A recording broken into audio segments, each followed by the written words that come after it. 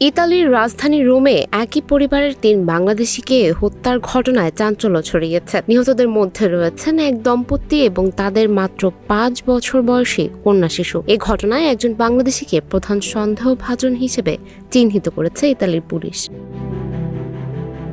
স্থানীয় সময় শুক্রবার রাতে রোমের অরেলিও এলাকার একটি পার্ক সংলগ্ন স্থানে এই মর্মান্তিক ঘটনা ঘটে। নিহতরা হলেন নোয়াখালীর কোম্পানীগঞ্জ উপজেলার বাসিন্দা কামাল উদ্দিন বাবুল, তার স্ত্রী আরজু এবং তাদের মেয়ে আরিশা। গুরুতর আহত অবস্থায় হাসপাতালে চিকিৎসাধীন রয়েছে তাদের ছেলে অয়ন।